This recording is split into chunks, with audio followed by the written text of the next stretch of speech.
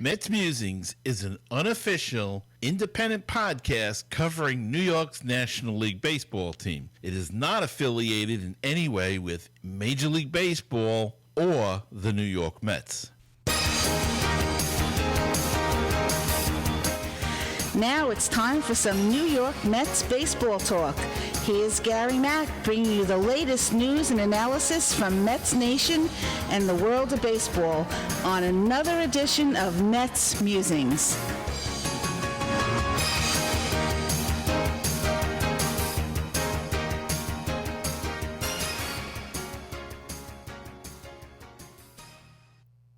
And hello and welcome to another edition of Mets Musings. Got a great show for you tonight, but the baseball season is almost a week old. The Mets are, as what we expected, 3-3.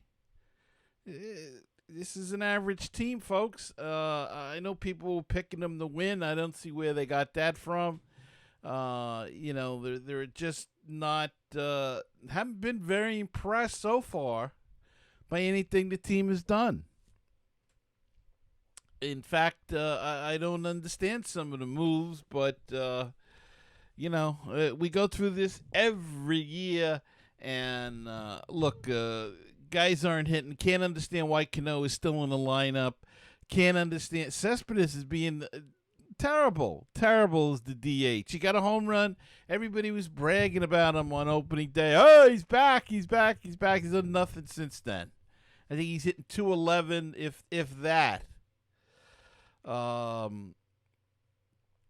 on the good side, Jacob deGrom. We're 6 games in. Jacob deGrom's already got 2 no decisions.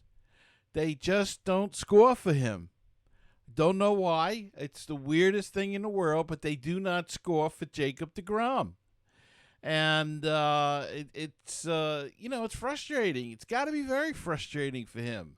They lost the game last night, 6-5. DeGrom left with a 3-2 lead, and they blew it. You could see it coming. You could feel it when the bullpen came in. Very strange. Bullpen has been not so hot. They've blown 2 or 3 games already. Edwin Diaz. I don't think he's pitched. I don't recall seeing him since opening day. Maybe he has. I'm sorry, the second game of the season when he blew the lead. I can't remember seeing. I might have missed it though.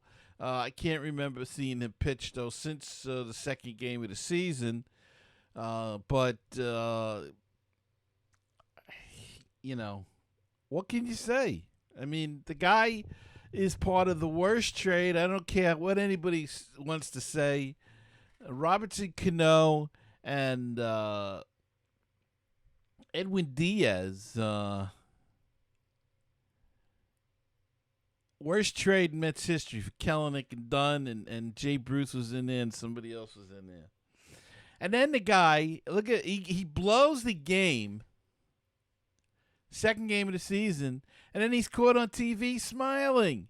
Smiling! What the heck do you have to smile about? There's nothing to smile about. You should be angry, not laughing. You should be angry because this is what you do constantly. Constantly. And he's laughing like it's a funny thing.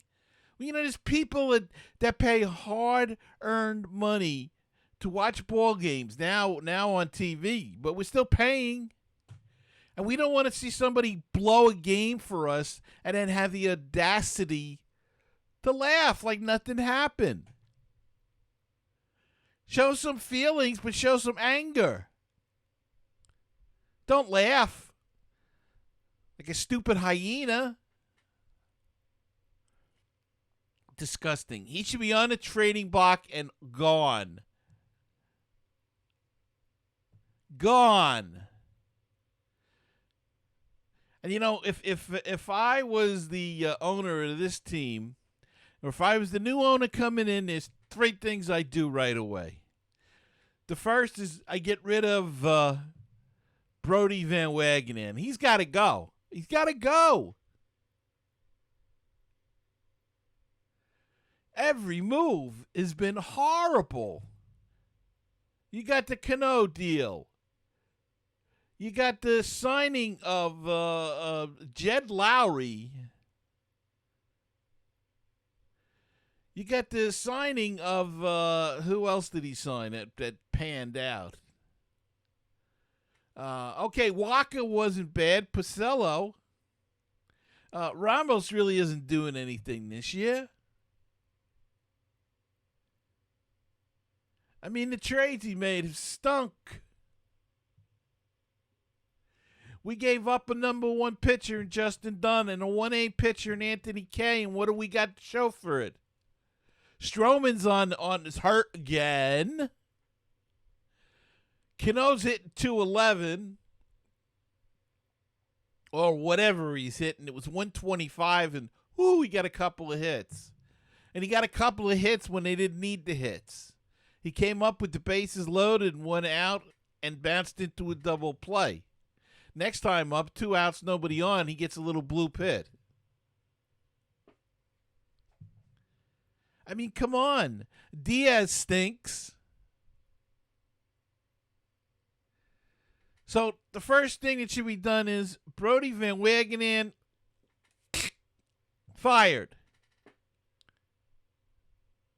The second thing that should be done, Robinson Cano, here's your paycheck. I know it's not my money, and they would owe him, I think, $72 million, something along that line.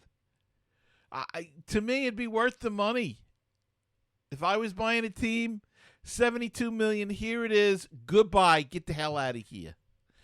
The same thing with Jed Lowry, though. With Jed Lowry, I'd argue that, hell, he hasn't even played. Why should I even pay him anything? He got paid last year $10 million for nothing. And he's going to get a prorated salary this year. I don't know what it's going to be, but and he contributed nothing. He's a bust.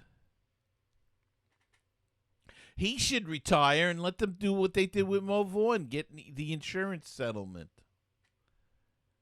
Those are the 3 things he should do. Cano, Lowry gone, and BVM or BVW. That's the first thing. Then there are other things you need to do, but we won't get into that. Let's see what else is new with the Mets. Hey, Andres Jimenez, this kid looks like he can play. He's been fielding very well. He's a good fielder. The knock on him was his bat. He had 2 hits yesterday in his first start. He started for Rosario, played some shortstop. He's been coming in every game as a replacement for Cano at second. I say, look, can the kid hit any worse than Cano? Cano should be sitting the bench, riding the pine, and this kid should be playing second every day. And let's see what he does with Rosario as a double play combination. Let's see. He's 21. He's going to grow. He's going to get stronger. Yes, they're going to knock the bat out of his hand now. But you know what? He looked like he had a pretty good stroke last night and a good idea what to do with the ball.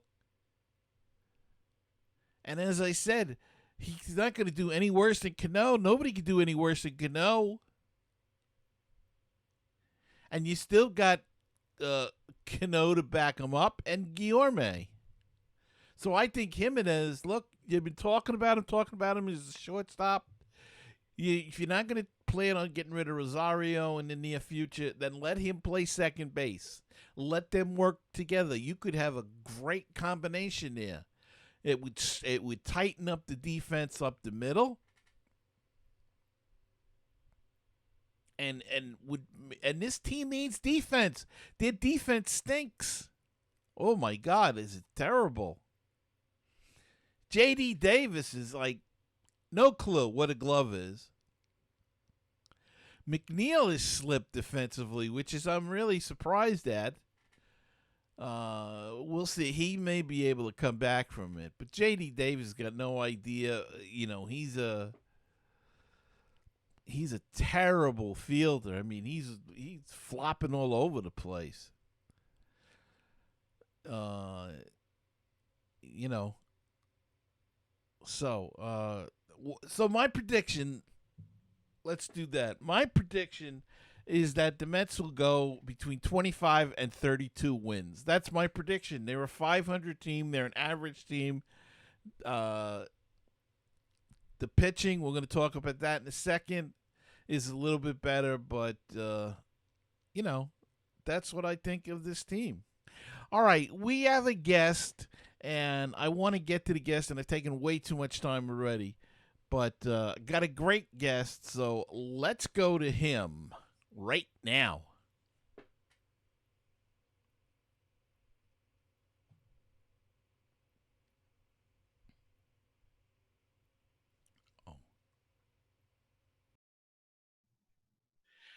Joining me this week is the author of a terrific new book that's out. It's a little bit of a different type of book, but it's called Big Sexy, the Bartolo Cologne story, and he is Michael Stahl.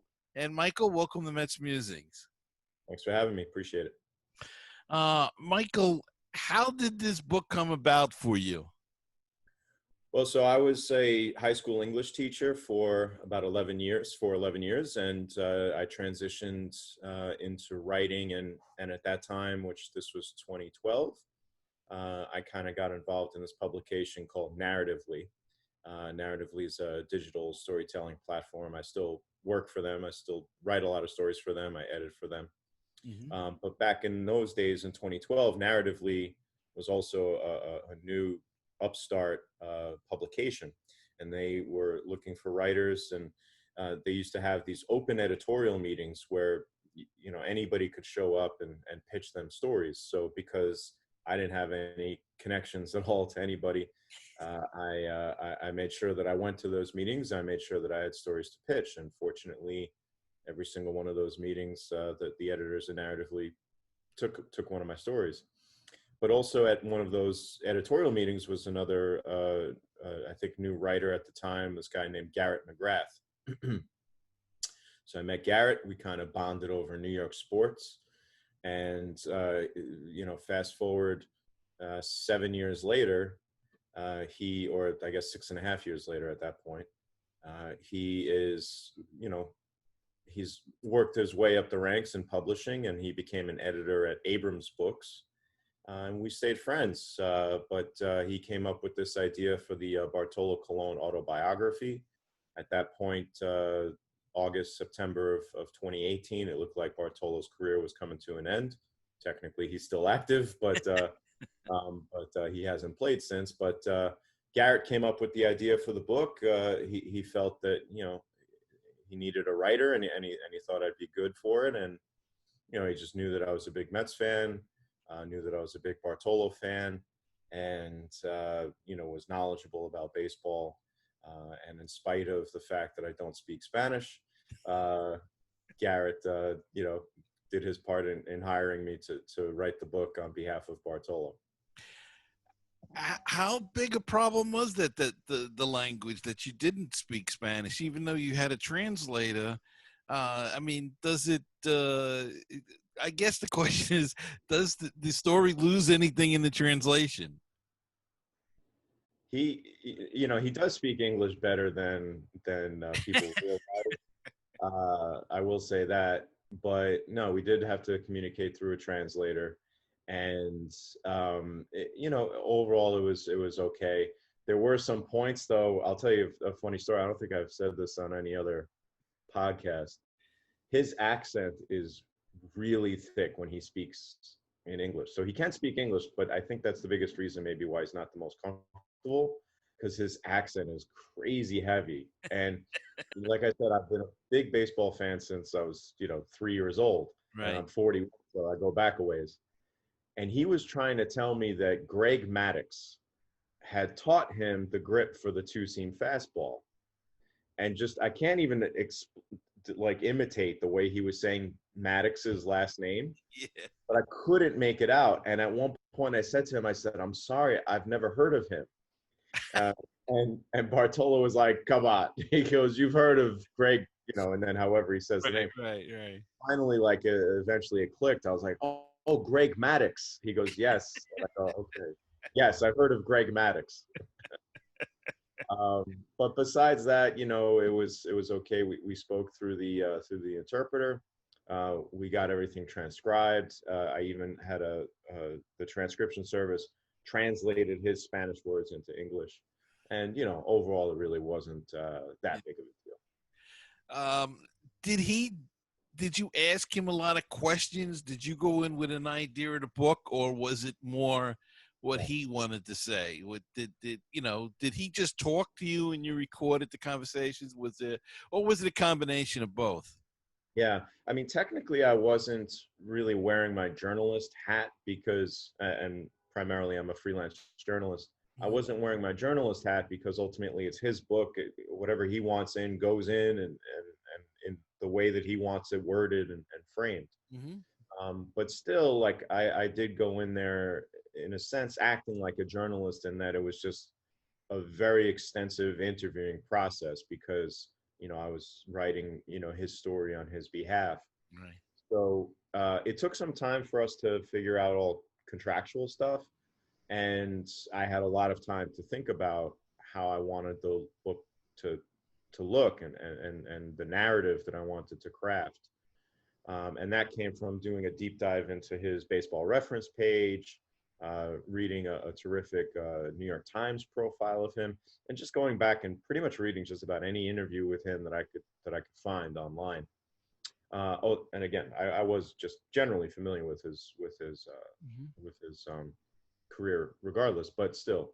Anyway, so I kind of had a sense of how the book would be structured in my mind, and I wanted to, when I first met him, I really didn't want to show up and seem like this big Mets fan, deer in headlights, like, oh my God, I'm meeting Bartolo, so I'm going to ask him about the home run.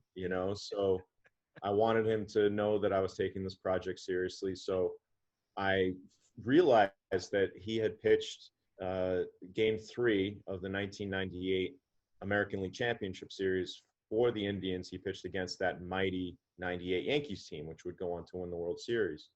And that's the best team that I've ever seen in my life. And the Yankees, that is. And Bartolo shut them down. He gave up 1 run in a 9-inning complete game win and put the Indians up 2-1 over the Yankees.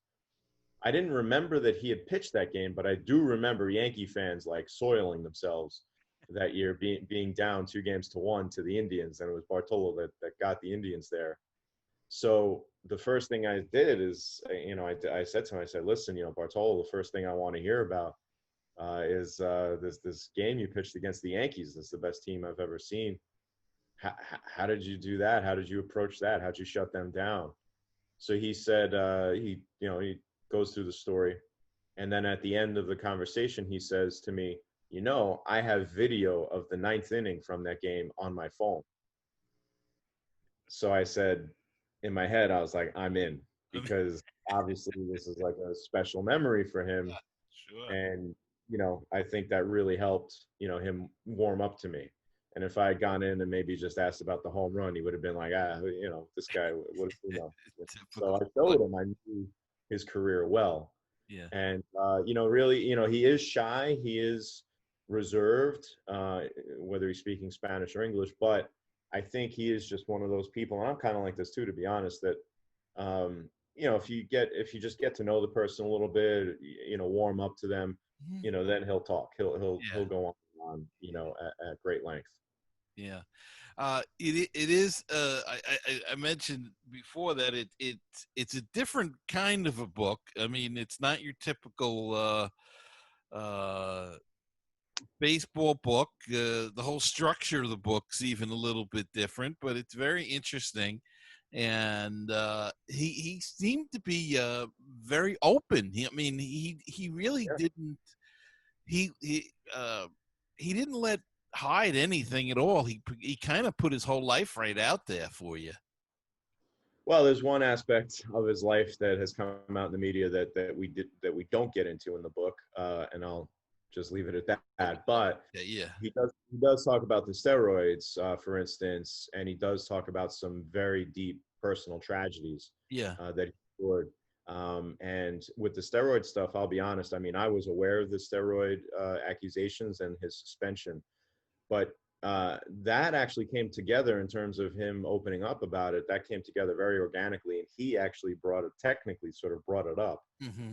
And what happened was I was going again through his sort of baseball reference page. I was looking at his postseason statistics, and I saw that I knew he was with Oakland for 2 years, and I saw that he had pitched for Oakland in the postseason 1 year.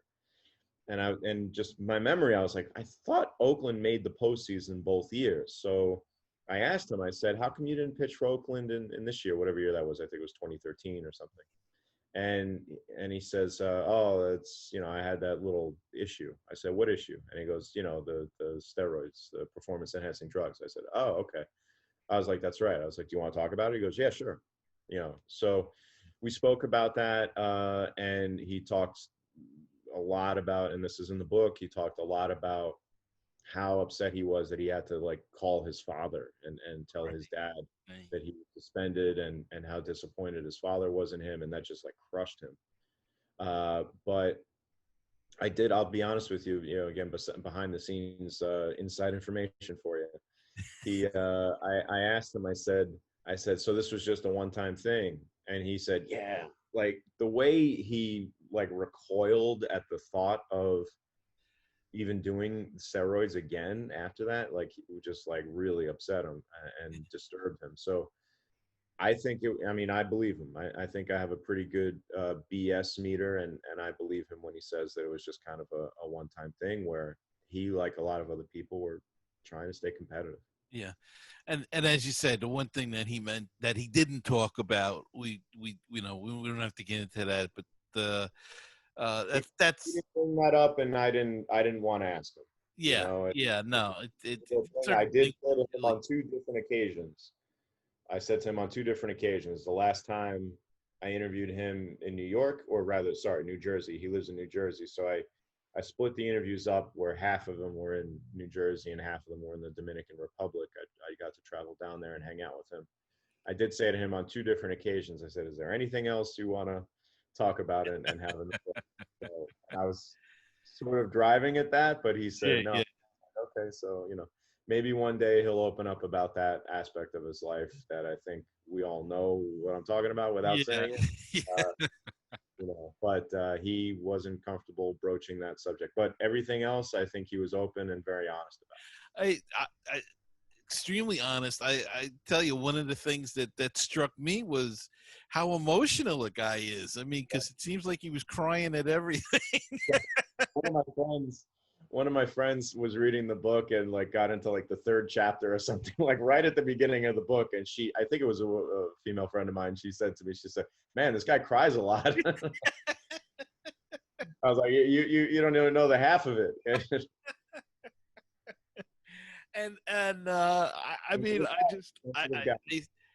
He always seemed like a good teammate. I mean, you always seen him talking, and that was one of the things that I had a question. You said he does talk English, speak English, I should say. Right. But you always do wonder as a fan, because they'll show you the dugout and you'll see them. He'll be talking to Syndergaard and DeGrom, and standing there go, how the heck is he talk to him if he can't talk, speak English?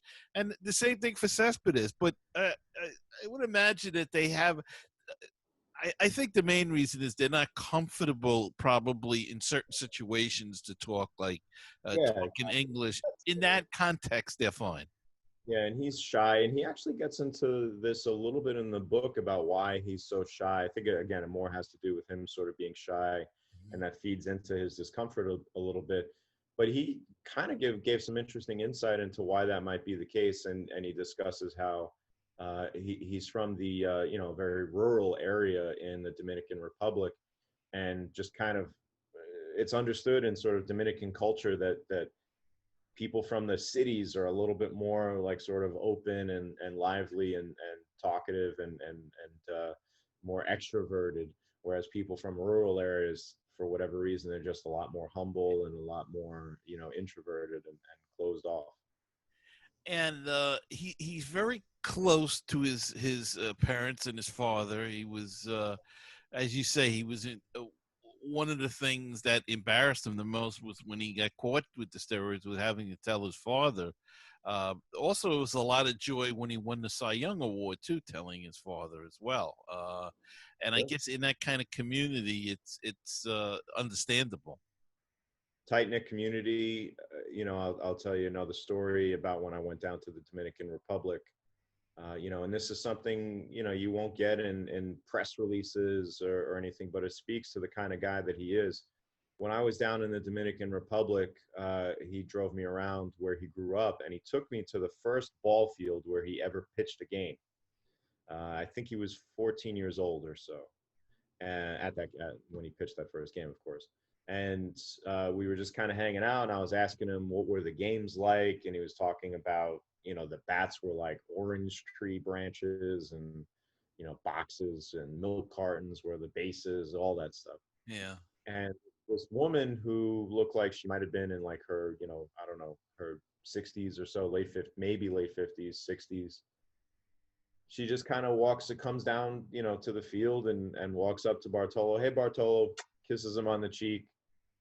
I mean, this is probably some woman that he's known from the area since he was a child. Yeah. And even though you think he's a big star in America. I mean, he is a god in this part, especially in this part of the Dominican Republic. I mean, he's basically the most famous person to ever come out of that area. And, Dominicans are, of course, baseball crazy. So everybody knows Bartolo. He is a true superstar down there. And this woman just kind of comes up, hey, Bartolo, kisses him on the cheek. They just start talking back and forth, old friends, no big deal. And one of Bartolo's representatives, he pulled me aside and he said, this woman, he goes, you'll never hear this. He goes, but this woman, a few years ago, her house was in like really bad shape, and Bartolo just built her a new house. Like, she didn't even ask for it, he just did it for her. And we don't have that in the book. I just didn't feel that was necessarily something he wanted everybody to know in that widespread. But he does discuss how every Christmas he gives out these like sort of food packages, these food boxes to the needy people all around the Dominican Republic, hundreds of them. And again, something you'll never see in a press release or anything, because what kind of a jerk would he look like if he just, hey, everybody, I'm giving all this stuff away to the poor? But he's a very generous person in that way. Yeah, he comes across as that with the whole academy, the baseball academy he's built down there, and Well, everything. that is a for-profit business, but at the same time, yeah, I mean, it definitely is a resource. I definitely think that's part of it. It's a resource that does serve the community, absolutely. Yeah, and if he makes a little change on it, what the heck? It's he's got to pay for it somehow. Yeah, exactly. And he's made a lot of money, but it's not like a lot of that stuff goes to agents and managers. Sure. So. Now, where he is in the Dominican, because we've heard horror stories about some of these players in certain Latin American countries where they've been, we've heard of kidnapping and Yeah. everything like that. Is David Ortiz was shot in the Dominican Republic. As a matter of fact, that happened, I think, if I remember correctly, that happened about a week after I was down there, although I was in a different city altogether. So, so yeah, he's from sort of the northern mountains in an area called Altamira. And it's actually where Christopher Columbus landed when he discovered America. Yeah. But it's a safer area if he feels safe there, or is he just so big that Yeah, I think that he does sort of take some precautionary measures to keep himself safe. But when he drives around, people do look in to his windshield and they'll see him. And usually I saw this play out many times when I was driving around with him. You'll see a kid just kind of like look, and then like their jaw will drop a little bit, their eyes will widen, and then Bartolo will like, whir his siren and kind of wave or whatever, and then they'll go like that when they look back and like in total shock. Yeah. Yeah. He speaks about in the book having a drinking problem. And I don't think any of us really realize that at all. I don't recall ever seeing or reading anything about that. He was very honest about that. Can you talk about that a little bit? And I was not aware of that at all, and he brought it up. And the backstory on that is he was very afraid of flying, and when he started playing, especially with Cleveland, the Indians, he had to fly often and didn't really know how to handle it. So he started drinking very heavily, and he would basically get loaded every time he wanted to get on the every time he had to get on the plane. And just over time, he said he even developed some liver problems. That's how bad it got. And then he was out of baseball for a year due to injury and also some personal tragedy that we get into in the book. Comes back to the Yankees, and I think if people look at the back of his baseball card, so to speak, they might even be like, "Oh, I forgot he pitched for the Yankees. He was only there 1 year. No big deal. I more remember him with these other teams." But that 1 year with the Yankees was tremendous for his career. First and foremost, the Yankees welcomed him back to baseball and gave him a chance to compete, and he pitched well. But also on a personal level, he got to become very close with Mariano Rivera, and Mariano really helped guide him through this drinking problem, and helped Bartolo get it under control. He does still drink, Bartolo, that is, but he just kind of monitors and moderates himself a lot more than he used to. But basically, Mariano said, when we get on the plane, you sit next to me and you drink the same thing that I drink. So if he drank whatever, cranberry juice or a Coke or water, Bartolo drank a cranberry juice or a Coke or water. And he said Mariano even sniffed Bartolo's drinks sometimes to make sure that he killed it. And Mariano said, "Listen, everything we do is in God's hands. If the plane goes down, we're dying, and you're not going to know it anyway. So, what difference does it make if you're drunk?" And Bartolo was like, "That's a good point." But he had a number of good influences in his life. I mean, and in his career, you mentioned the Greg Maddux thing. Also, Oral Hershiser was a big influence in his career. Yeah, Hershiser had come over to the Indians from the Dodgers when Bartolo was a rookie, and really, helped Bartolo out a lot. And later in his career, Bartolo, paid that forward. And I think part of the reason he was able to hang on and get that wins record for Latin-born pitchers was because, of the external, how can I put this, the sort of intangible tutorial element of Bartolo's baseball career, where he would take especially Latin-born players, he would take them under his wing and really teach them and show them how to be a professional and do extra workouts after the team workouts had wrapped. So he became a real mentor to many players, especially Latin-born pitchers, who really looked up to him. And he seemed to be, as I mentioned earlier, a good influence when he was with the Mets. We've seen, I mean, that's where we saw him the most, basically being a Met fan. But he was fantastic when he was here. He was great, and he says that those were, that being with the Mets was the best time of his career. He said the Mets fans were his favorite fans, and I think it was kind of the perfect storm where not only were his skills still solid enough to where he could perform and Mets fans could get behind him that way, but he'd also opened up a little bit, sort of on the personal side, and let his hair down a little bit, quote unquote.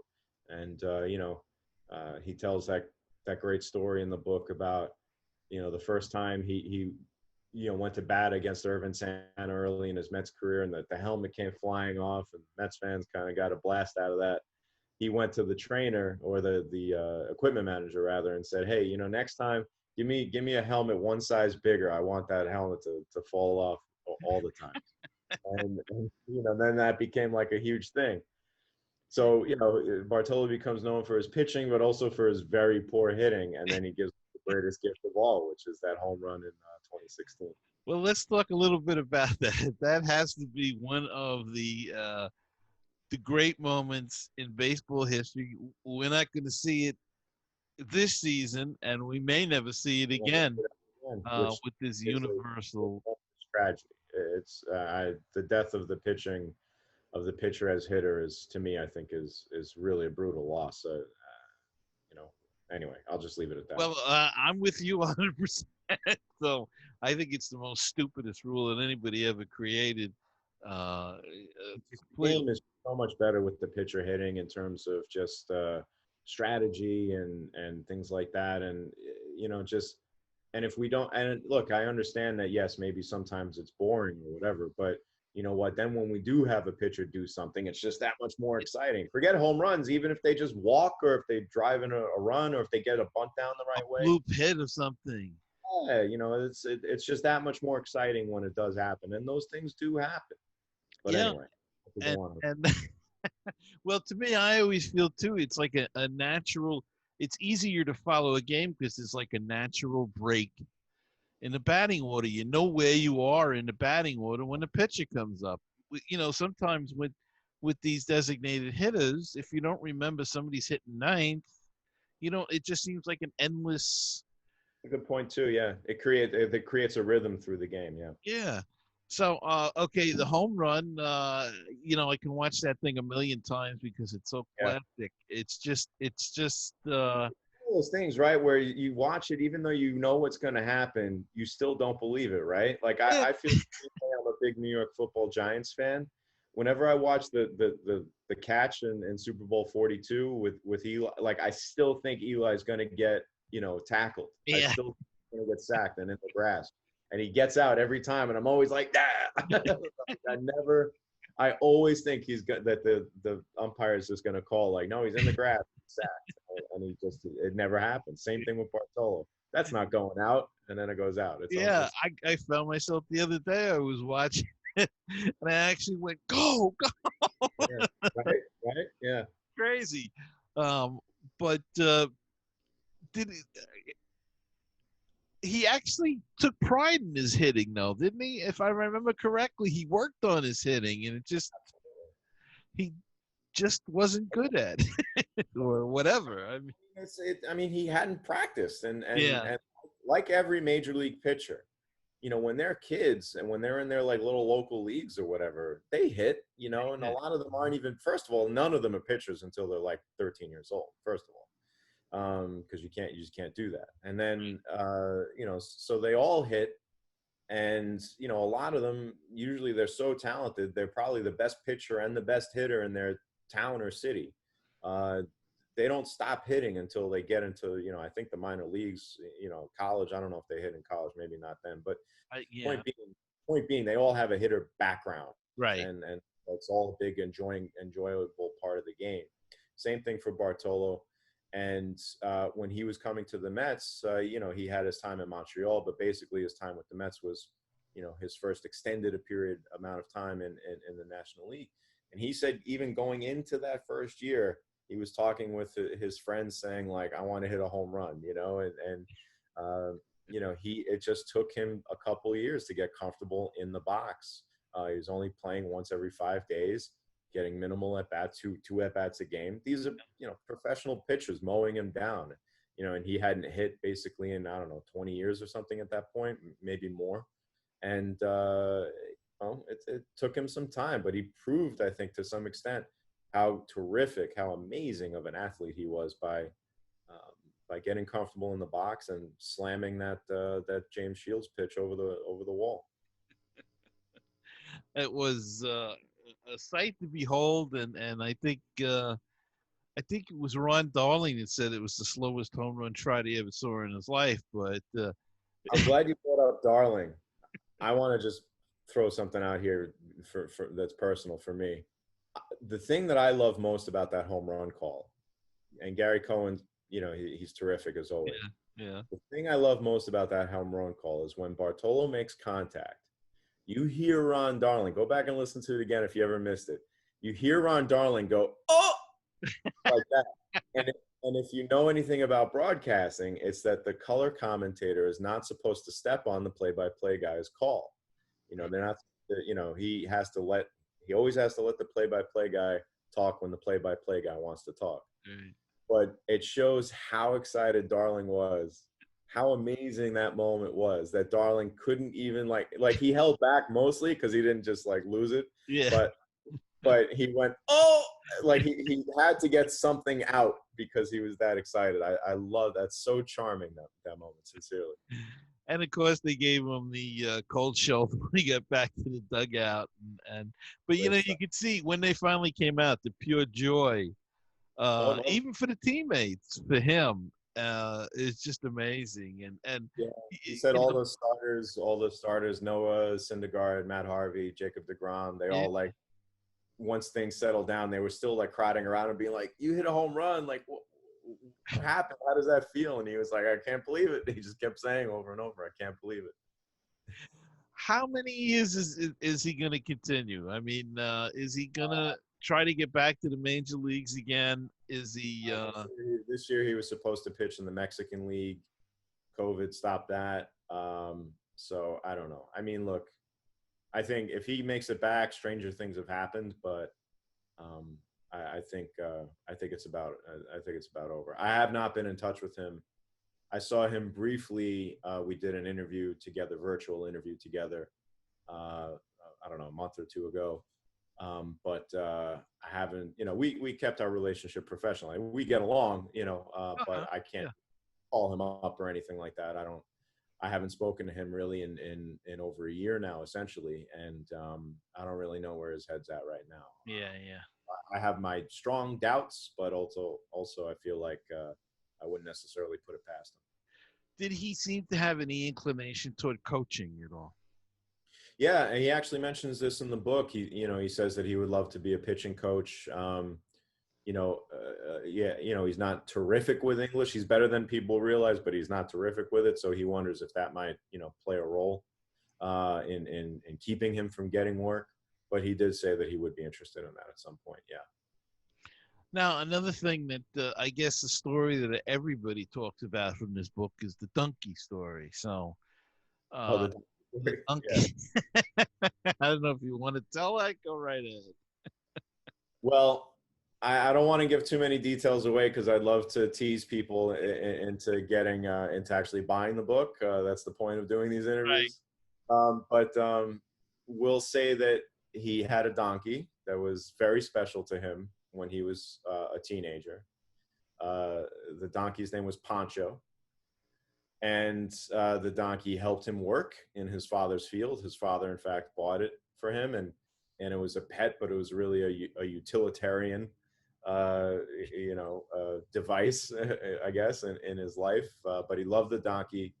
And the donkey meets a very untimely demise that is equal parts tragedy and equal parts absolutely hilarious.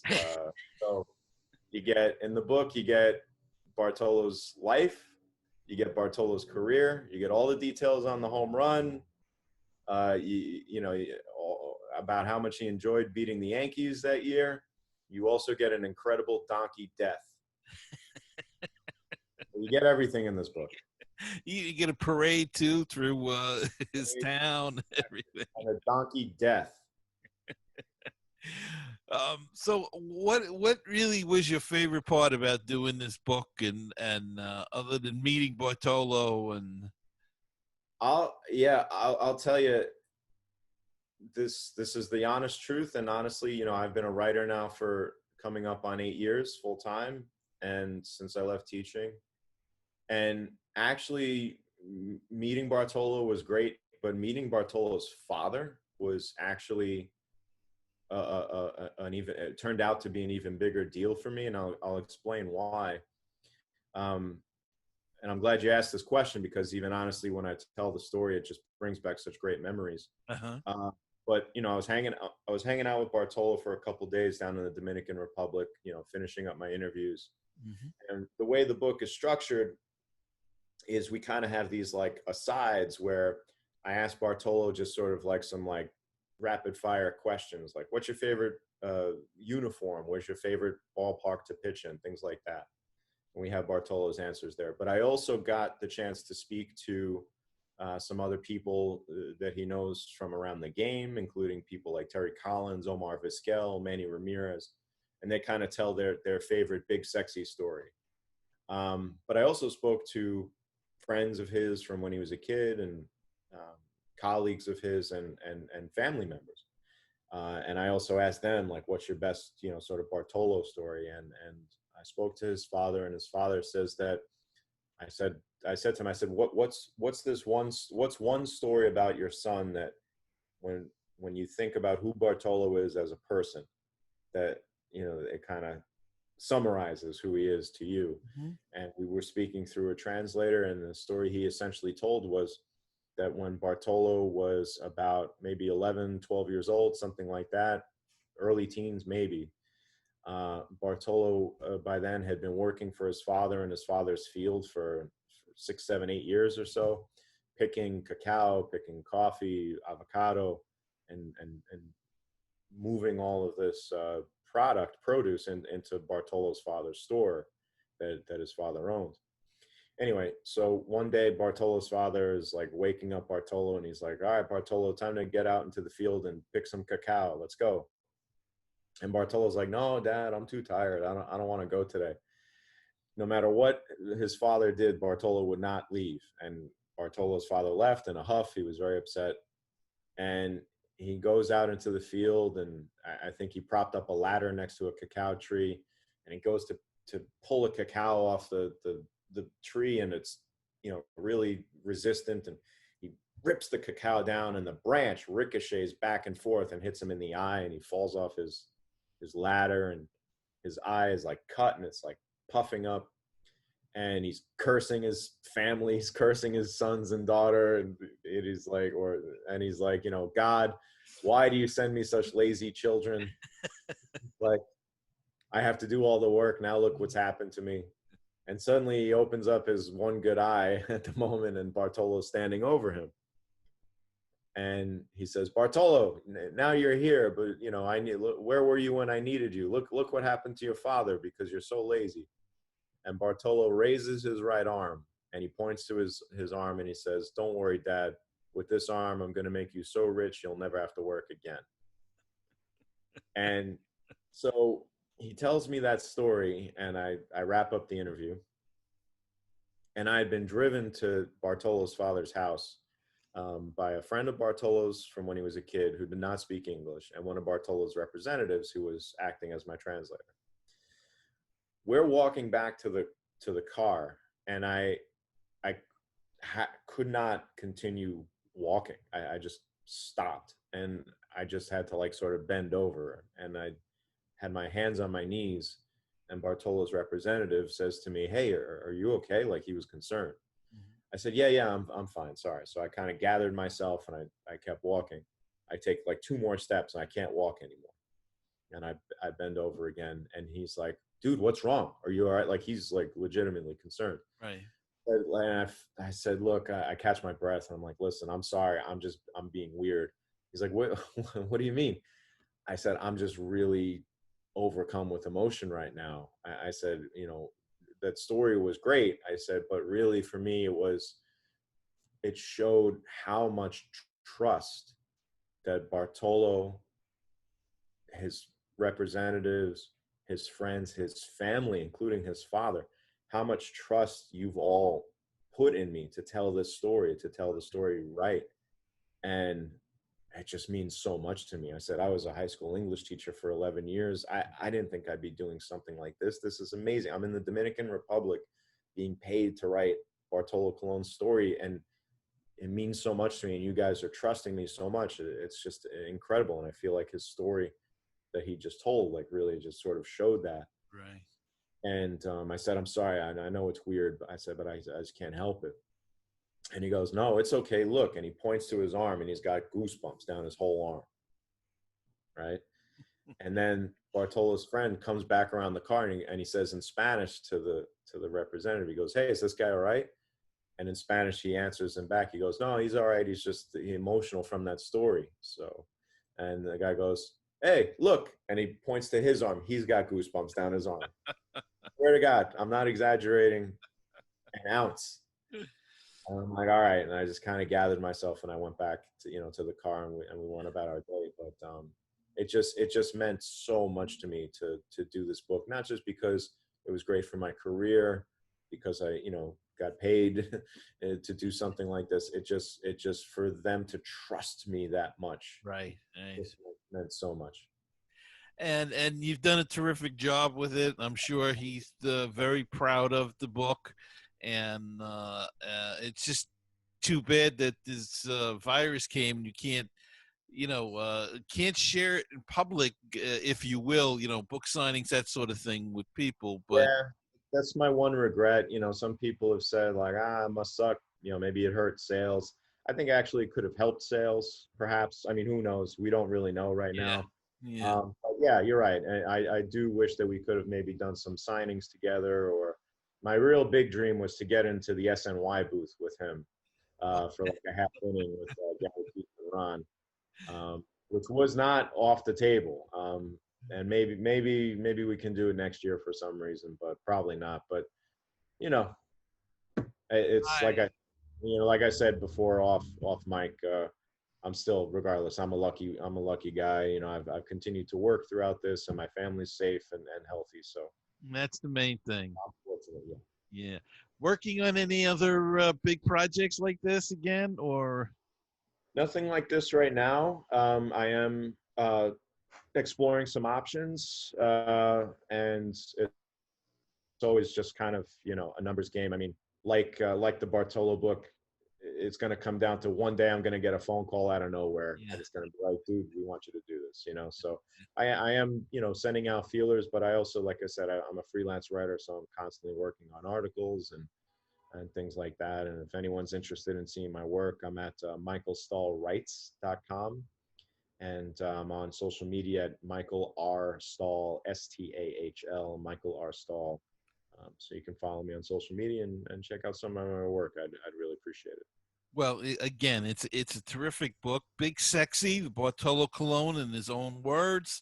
And Michael Stahl is the co-author of it with Bartolo Colon, and just an interesting book. And like I said, it's a little bit different than your normal biography, but it's Bartolo. It kind of fits the way it's all put together and everything. Curious, you said that twice now that it's different. I mean, in your mind, because I'm just curious, to hear the reader's perspective. What's different about it? What did you enjoy most about it? I just think the whole structure of the book, it was short chapters in my mind, because I got through it so fast, which is sometimes oh, okay, yeah, I remember that. But it just, with the interjection of the different stories, the questions you're asking the other players and teammates and managers and that kind of thing, and it just felt like a different, it felt like a fun book. Yeah, And sometimes you can read some books and they're very good, but they're drudgery. yeah. But this was just kind of light. It was uh, and I mean it in a good way. I mean, it was Oh, it was good. it was That's what we were fast. going for. And he was so it was just a whole different side of him that we never saw. He was so open, and you know I don't know what I was expecting. Let's put it that way. But I didn't think he'd be that open about everything, because we see the guy and we see him with the language and everything, and you figure he's not. He it's how is this going to work? When I first started, to be honest, I was like, how is this going to work at all? Because he doesn't seem like the most openest guy there, but yet he always looked like a good teammate to everybody. But then after reading the book, and like I said, the first thing that hit me was, boy, he cries a lot. He's an emotional guy. He's enigmatic. He's like a walking contradiction, and I think and that's everything about him. He's you look at him and he's this big fat guy supposedly, which, believe me, when you meet him in person, just take my word for it, he's not that fat. He's Yeah, not that. He's not as big a guy as you might think. yeah, Um, And yet And he works out a lot.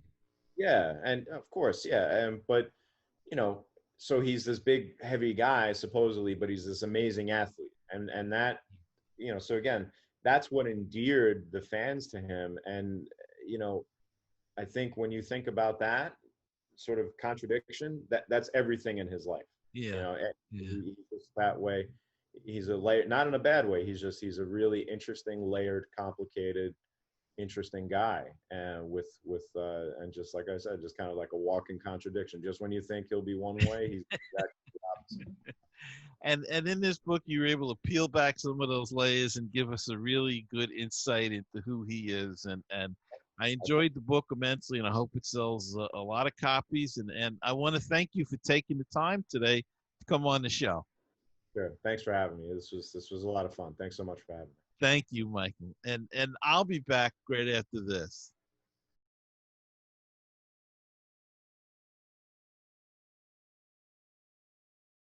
And we're back.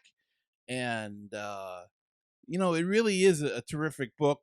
Big Sexy, the Bartolo Colon story in his own words. Go check it out. I think you'll really, really enjoy it.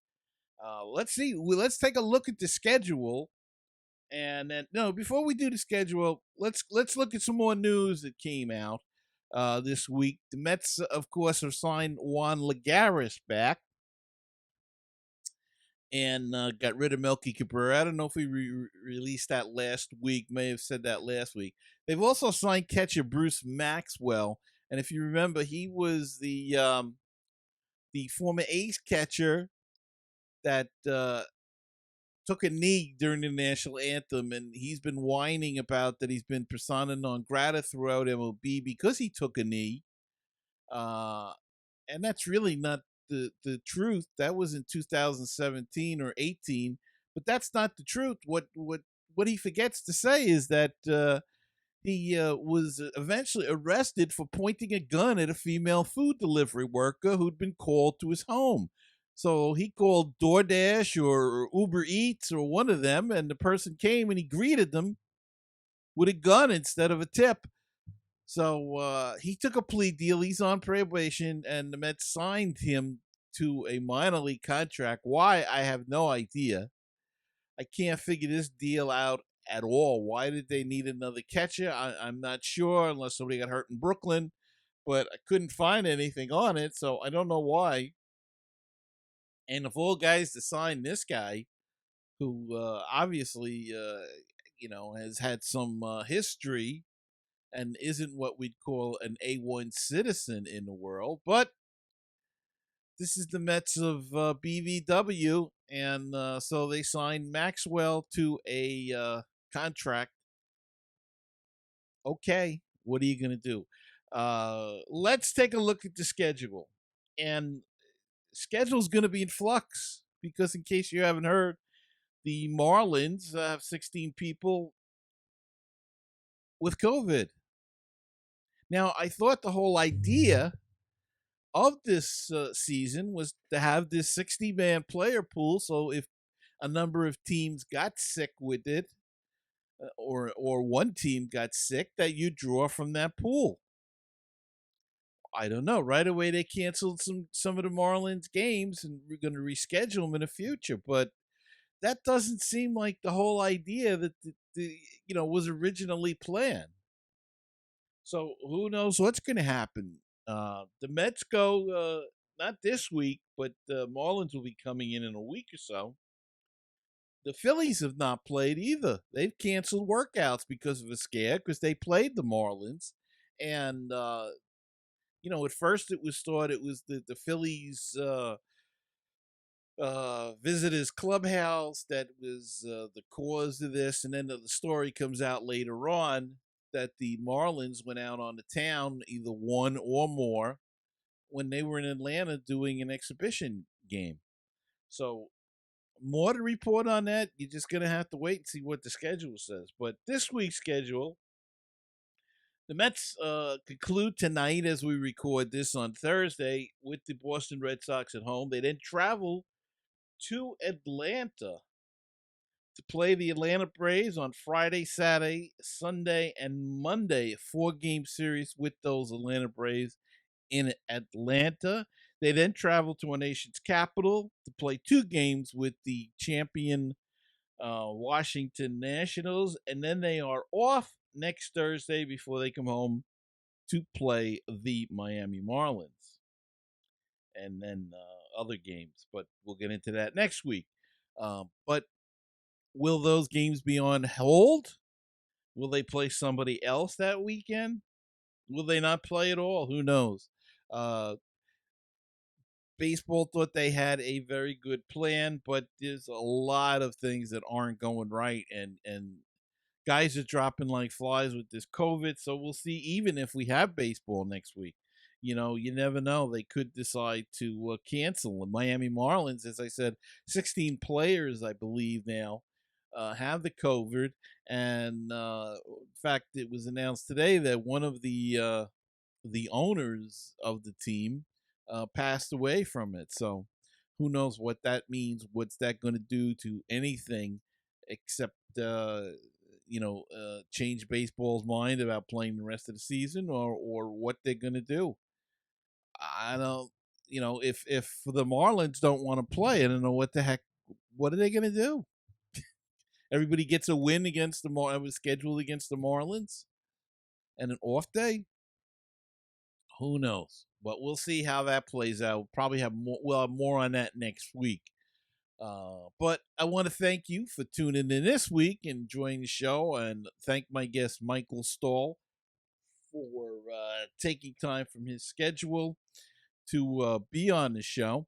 And I want to thank you all for listening, and don't forget to subscribe to the podcast on Apple Podcasts, Google Play, Spotify, YouTube. Yes, we have a YouTube channel. Go check out the video version of the podcast. Wherever you listen to or watch the podcast, hit that subscribe button. It helps me grow the show and expand to new listeners. And if you'd like to help out the show, you can by go to anchor.fm/MetsMusings, and there is a support button there. Or you can also go to our Patreon page, patreon.com/MetsMusings, and help out the show any way you can. Anything would be greatly appreciated. And remember, until next time, we'll see what happens with this crazy baseball season. But until next time, remember to keep the faith, stay optimistic, and let's go Mets. And I'll see you next time on another edition of Mets Music.